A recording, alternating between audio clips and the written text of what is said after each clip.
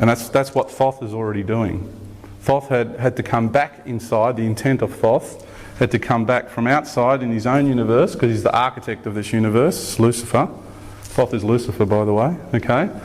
And he's got his own other universe happening outside, okay, in the same waveform format as this one. And he's come back in here now at this time and is incarnated here on the planet to help through this process. Okay, so eventually we will graduate through all the dimensional levels of the Christ, and we'll come out the top, pop out the top, and we'll have our own universe in creation, and we'll be our own God. That's the grand plan of creation.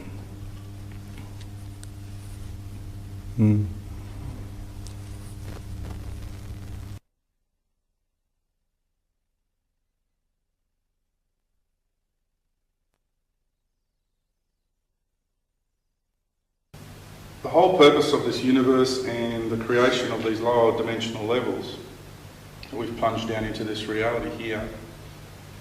And what we say about the grand plan of creation was Lucifer holds the white light of knowledge, and so therefore he's got the knowledge on how to build, how to manifest things into physical being, into reality with that physical knowledge. Like you have a suburb, and then you have people that come in and they build the infrastructure, they build the roads and the houses and the sewerage and what have you, and then the people move in and occupy that reality, that realm. It's the same. Lucifer, with his or her minions, it's genderless, came down into these lower frequencies, and with the help of what's called the seraphim angels, the seraphic angels, which are the serpentine energy of angels, started manifesting life. The first forms of life that was manifested in these lower levels of reality were like insect in nature. They were just mechanical beings that just did. They didn't have much thought. They had no thought, basically. They're just totally reactive on pretty much a physical, like a chemical reactive type of instinct. And they evolved over time, and some of the races of the insects became consciously aware, and then they moved on. And then after that they thought, well, we need a new form of life. We need, these guys work in colonies, not much, they're not really able to think for themselves. So what happened was, the next expression of life that was created was the serpent races. And I'm not going to use time frames because time is really of no relevance. I can't give you exact years, it's just not, you don't have numbers big enough. Trillions of years ago, okay, it was the insects. Billions of years ago was the serpents. That's where I'll leave it. And the serpents came down, and with that energy of the white light of physical knowledge, they were able to go throughout these lower frequencies of realities, fourth dimension down to the third dimension, and build and create. And they had no one to go up against them, so they totally dominated and ruled, and they become very arrogant, very violent, very evil, because they had no point of reference, basically. They were just given free rein, and they were able to do whatever they wanted to do, and that's the way they were. And they know exactly what I'm saying because they're here with me today. And there is, they know this needs to be said. And they were really quite, brutal. And it took a while before God said, right, now I wish to have in this lower void, and that's why it's known as the void, we bring in the energy now of the white light, another set of beings. And they were known as the bird tribes. And the serpents started gathering around an area known as Alpha Draconis. And the reason for that is star systems, like planets are beings, you're a being, and planetary body is a being. Star systems are beings too. Okay, a galaxy is a being. We're all, it's different beings and broken down into different aspects. And so the being that that played the role of Alpha Draconis started attracting life. Like you as a being attracts certain cultures of bacteria, certain cultures of viruses upon your own body, and they are all life forms, and you are a multicultural universe unto yourself. So it's just a fractal of the greater. So what I'm explaining is nothing crazy or, it's just an understanding of a high level of understanding there. And so they started gathering because the energies were right in Alpha Draconis for all these beings together.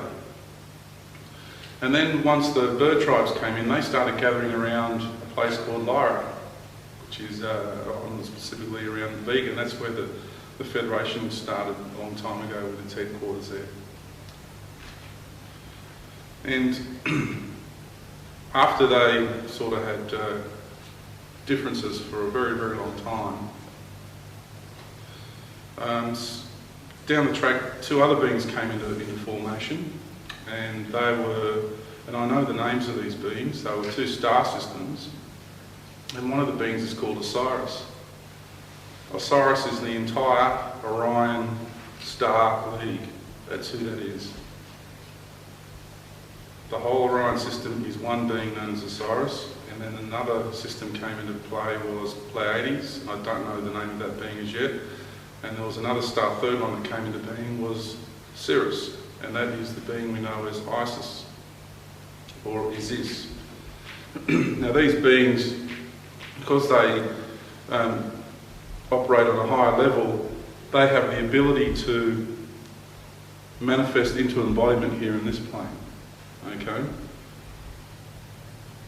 That's why they were around at the early times of Egypt. They played a role as well. So they not only have played a role on a level of being a star system, they have also come here and experienced the reality here as well on an individual basis to gather that experience as well. Isis, we call her, on Sirius we know her as Isis, which means she lives. That's what that represents. And that's the energy of the mother goddess, the feminine aspect of God. She lives, and she is. And that's a very important thing to know, because I'll get to that in a moment.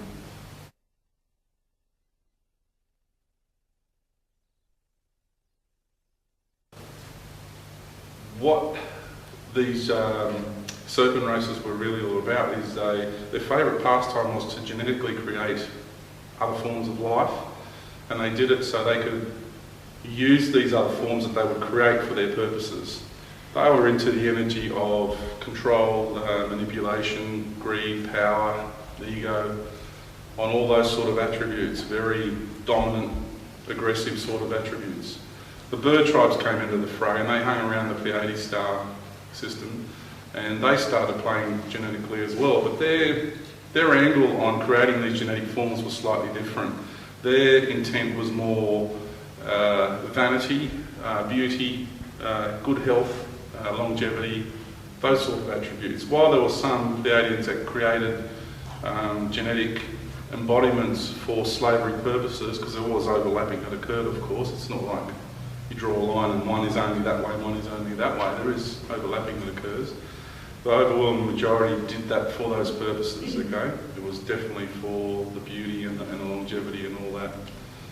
And so what God had reached at a certain point in creation, and he had, in Orion, the serpents found themselves being attracted to that star system, because what happens is depending on your molecular structure depends on the rate of the spin of your atom, okay? The energies involved in that star system were just right for the serpent races to create their ultimate genetic embodiment. So the genetic stream that comes out of Orion, the genetic stream in Orion is superior to any other genetic stream in creation for holding the embodiment of the white light of Lucifer, of knowledge.